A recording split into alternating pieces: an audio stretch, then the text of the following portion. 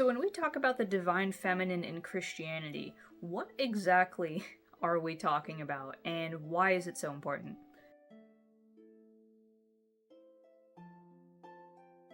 So first things right off the bat is when you think of the Trinity of God, you think of the Father, the Son, and the Holy Spirit, right? There doesn't seem to be any feminine situation happening in that Trinity. It seems very much Father, Son, patriarchal, and then this kind of anonymous spirit that we're not really sure what to do with. And on top of that, even when we do get a very clearly divine feminine figure, we get Mother Mary herself, the Mother of God. How many times has she been downplayed, snuck aside, kind of like put into the background for the sake of the whole story of Jesus and everything else, right? And I'm not just talking Protestants who like to say that Mary was just a woman. I'm also talking about the Catholic Church, in which many popes were very, very, very skeptical of people's, adoration of Mary, to the point that popes would kind of keep flip-flopping throughout the ages, saying no more prayers to Mary, never mind, go ahead and pray to Mary, no more prayers to Mary, forget she exists, no, but she's the Mother of God. They kept going back and forth, because people couldn't really decide the importance of this divine feminine figure in the religion that was so heavily dictated and controlled by men. Even other very important figures like Saint Mary Magdalene, the first apostle, were kind of brushed aside. One pope, Pope Gregory, very mistakenly called her the prostitute of the Gospels, the one that was about to be stoned for, adultery and all that. That was not Mary Magdalene. Mary Magdalene was the woman with 7 demons in her and had nothing to do with prostitution in any way. Not that there's any, massive problem if she was or wasn't. The point is, that was specifically done so that people would stop viewing her so positively, because she is literally the apostle to the apostles. And her gospel, which is so incredibly full of insanely valuable information, was not only tossed away, but had parts of it burned and lost to us forever. But if we really want to tackle the divine feminine in Christianity, it is important to go back to its parent religion, which is Judaism, to see what happened there with the concept of the divine feminine. And we start here with Asherah. Now, Asherah was a Canaanite goddess, and if you know anything about the history of God, you know that actually, in fact, he himself was once part of the Canaanite pantheon. And so the God that we know now, if we take a stab at, understanding this, we look at Dr. Justin Sledge of Esoterica, he actually points out that the God as we understand him now may very well be something of a fusion between the top god of the Canaanite pantheon, El, and the warrior god, Yahweh. Both of these gods were very important and had very specific roles in the pantheon, but it seems that God, or Yahweh, broke away with the Israelites and became his own figure. And this was kind of the start of monotheism, where it's a covenant between this one God and this people. And he's saying, I am the only one you're going to have. Forget all of these other ones in this pantheon. It's just me. And in fact, when we have the story of the golden calf, that might actually be a nod to some of the tensions between God and between El. Or at least between two cults that viewed him in different ways. So any cult that had to do with El had more to do with bulls, cattle, all these other kinds of things. So that golden calf episode in Exodus, it might be a literary stab at this other tribe in the different part of this area they were living in, so that the other side, who was more about Yahweh, could rise up and say, no, this is the real version, and put all that stuff associated with El away. But the point being, in the Canaanite pantheon, there were 3 very important goddesses, and one of them is Asherah, and she was called the Queen of Heaven, and she was called, the wife or consort of El. In the Canaanite pantheon, she actually gives birth to Yahweh. In the Israelite tradition, she became Yahweh's wife, and there is actually a lot of archaeological evidence that she was for a long time worshipped alongside God. She was a goddess of fertility and abundance, of the sea, of the moon, of all these different kinds of things that today we kind of traditionally associate with feminine power. And she was there next to God, right? Like at the right hand, basically, because they were a married couple. And it wasn't until the reign of King Josiah in the 7th century BCE that Asherah was systematically erased from the temples, from the books themselves, from all the literature, and just thrown away, right? So Asherah would be signified by a tree. Usually they had the temples and there was a tree planted beside them. That tree would be Asherah. Even among the Israelites, who they want you to think only ever worship God because of King Josiah's reforms, they had a very large amount of Asherah veneration. They had some concept of a goddess to go alongside a god, because that just is the balance of things. But once Asherah slipped away, that divine feminine energy had to go somewhere. And so, in fact, where it went is actually into the Holy Spirit, or the Hagia Sophia. A lot of people understand Sophia as her own entity, or like her own goddess, or something that was just absorbed into God. But others say that maybe Holy Spirit is Asherah, and just kind of is like the covert mask Asherah put on to stay there and, influencing things in the wings. Others say that the Holy Spirit is, as standard, the very wisdom of God. But when it comes to the wisdom of God, what's important to note is that in Hebrew, wisdom and breath, both of these words in Hebrew are feminine words. So both of these words suggest a feminine quality to God, His Spirit, and His wisdom. From this source here, we actually do have Origen and some others talking about it. They talk about how Jewish Christians, right, because early in the day, early Christians were just Jewish people who kind of broke off into a different, technically heretical sect, right? So there weren't Christians as we understand it now. They were Jewish people who were like, hey, wait, the Messiah came though. So nowadays, anyone who says they are Jewish but believes in a Messiah is obviously not Jewish, because this has been a very clearly defined category. But early on, very early on, there was some confusion, right? But nonetheless, these Jewish Christians, they believed that God's Spirit was feminine. They believed that it was a feminine being, that it was Father, Son, and Mother, not just Father, Son, Holy Spirit. And so Origen talks about it, but he tries to write it off, as do some others, as just an issue of language, right? So think of like French, la table, the table, is technically feminine, and like, I don't know, le chat is masculine, the cat is masculine. They're saying that it's just a language issue like that it just happens to be how the noun is gendered, and this doesn't matter, it's not that big of a deal, no one should be offended by it, says Origen, so on and so forth. But others said, no, that's important. It's important that this is feminine because it represents that feminine quality of God. So right off the bat, we have a lot of contention, because obviously when you get rid of the divine feminine by getting rid of the only goddess your dual-theistic religion has, that energy still needs to go somewhere, because women still exist and women are still considered sacred, even if people like the Pharisees thought women were weak and bad and shouldn't even be outside and be looked upon. That's a story for another time. The point is, the Holy Spirit is where that feminine power resided for a lot of people, and we can see a lot of how that also gets cast back onto God when we look at things like the Odes of Solomon, with the language being so radically bizarre, right? Where the Holy Spirit is milking God and all of that kind of rhetoric.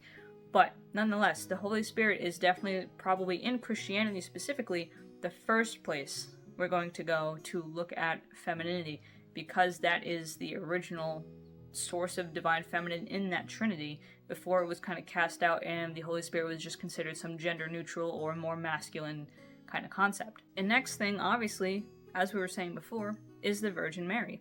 Especially in Catholic and Orthodox traditions, she is very much honored and venerated, and it's kind of an idea that she's the mother of God, and because Jesus says to one of his apostles, this is your mother now, we interpret that as her kind of being all of our mothers, all of our spiritual mothers. She is that kind of mother figure. Not a goddess, but just as Asherah had the title Queen of Heaven, so too now does Mary have that title. And beyond that, something very interesting that I've been thinking about recently is that Asherah was associated with the ocean, and Mary has an epithet known as Our Lady, the Star of the Sea. Am I willing to say that Asherah and the Virgin Mary are the same being? Not at all. But what I am willing to say is that there is a very clear influence here that Asherah continues to have from the wings of this religion. And we also see that not only with the Virgin Mary, with her being the Queen of Heaven, with her having all these stars, with her being associated with the ocean as well, and many other things, with her being associated with women and children and fertility, prayers to her for her family and all these other kinds of things. But also, we see it in Saint Mary Magdalene, who was yet another very fiery, divine, feminine force. a loud, proud, and wise force. In fact, when we talk about this book that I'm releasing, Where the Gods Left Off, I do have both interviews with the Virgin Mary and also with St. Mary Magdalene. And within St. Mary Magdalene's interview, there was a moment where I very clearly caught a glimpse of Asherah kind of behind her, you know, kind of as like a guiding and guarding force. It was very surreal, but in my understanding, where there is feminine figures in Christianity, Asherah has something to do with it. Asherah is the one putting these figures there as stand-ins for a religion that forgot about her entirely. And of course, there are a whole other host of characters that show up just in the Bible that give us a very broad and diverse picture of what womanhood is. We have Jael and Deborah, who Deborah, being a prophetess and a military strategist, was completely out of the mold for her time. And of course, the men would try to say, well, this is because other men failed and there were no men to step up, and what a shame it is that a woman had to do this, blah, blah, blah. There are some that try to say she wasn't a judge. There are some that try to say she wasn't a prophet.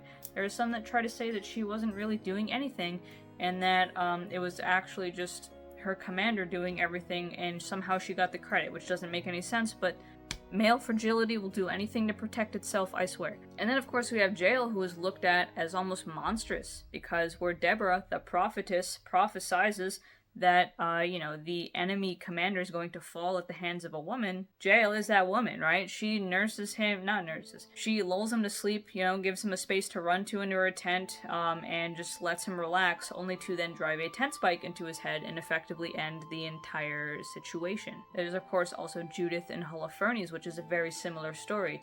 Judith wanted to end this war that was about to totally wreck her people, so she gets into the enemy commander Holofernes' tent. She seduces him a little bit to kind of relax and fall asleep, and then beheads him. So let me be clear. By no means is the divine feminine in Christianity only about motherhood, fertility, and, supporting roles or just wisdom or supporting men like Jesus and such and so on. Divine feminine in Christianity, and especially in Judaism, is also very much about taking big risks and doing what you gotta do to protect your people. Especially in Judaism, you find that with Jael, Deborah, with Queen Esther, you find that with Judith. These are specifically Jewish figures from the Jewish Bible, what Christians call the Old Testament, that display that tenacity of women to get things done. And there's also, of course, Proverbs. We have that Proverbs 32 woman, which is all about a woman who's not just pretty and nice and whatever.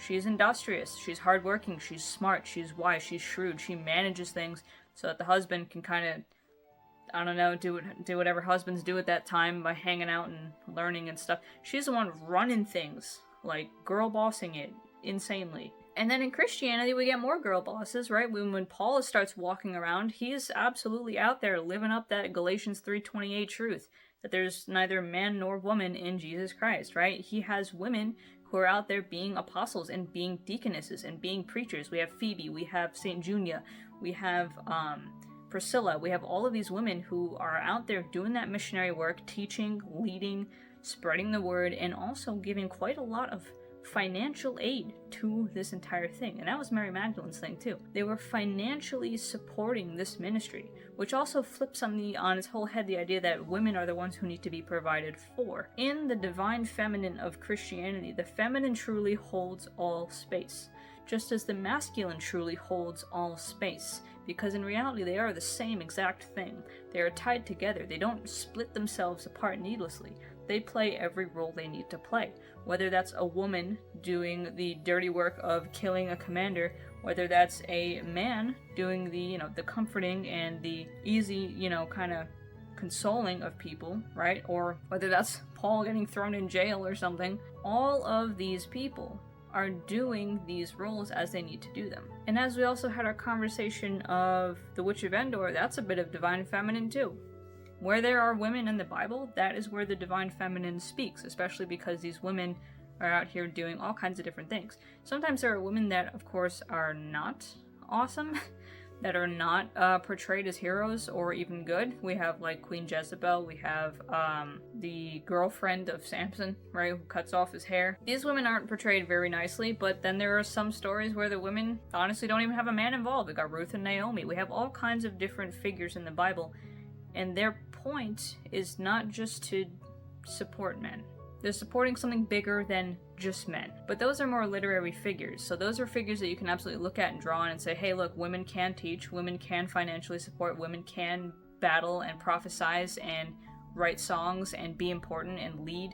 Yes, women can do all of that, and we see so much evidence of that in the Bible, both in the Jewish Bible and in the, New Testament, the Christian Bible. We see tons of evidence of this. But also, still religiously, we have the figures, right? We have the Holy Spirit, and we have Mary. We have the Virgin Mary. The Virgin Mary, who seems to have taken that stand in that place of basically Asherah's role, not as a goddess, but definitely as a very important lady in heaven. And there's the Holy Spirit, who could very much be God trying to take on Asherah's role and trying to balance out all the masculinity, right? Father, Son, Holy Spirit, father, child, mother, right? So there's all that kind of stuff. And I say father, child, gender neutral mother, because when you read the Thunder Perfect Mind, which seems to be with Jesus speaking, there is both masculine and feminine language. Jesus isn't supposed to represent just one type of person. Jesus is supposed to be for everyone, including the women. So if you ever for a moment thought that Christianity had no divine feminine in it, I do hope that this helps you see that, in fact, there are a lot of very, very interesting figures in the Bible and just in general in Christian thought, especially early Christian thought, that do very much signify that people were yearning for that balance. They wanted the mother as much as they wanted the father, and it's really unfortunate that it was patriarchal structures and power struggles that took that away. Because by taking the femininity out of God, we've essentially cut off an entire half of the human population that never should have been cut off. Look into those figures. See which ones resonate with you. See which ones represent the kind of femininity you hold. Because I know that for me, I'm not very much a motherhood, fertility kind of person. I'm a drive 10 spikes through head kind of person. So for me, Jael and Deborah, my girls. Judith, absolutely. You know what I'm saying? But stick around, because next week we are talking about some more fun stuff. So I will see you guys when I see you. Bye. By the way, if you want to see these videos 2 weeks earlier, consider subscribing to my Patreon, where you not only get all these videos, but also recipe cards, specific deity profiles, and lots of other interesting things to look at. Video tiers start at $10 a month, so definitely consider checking it out.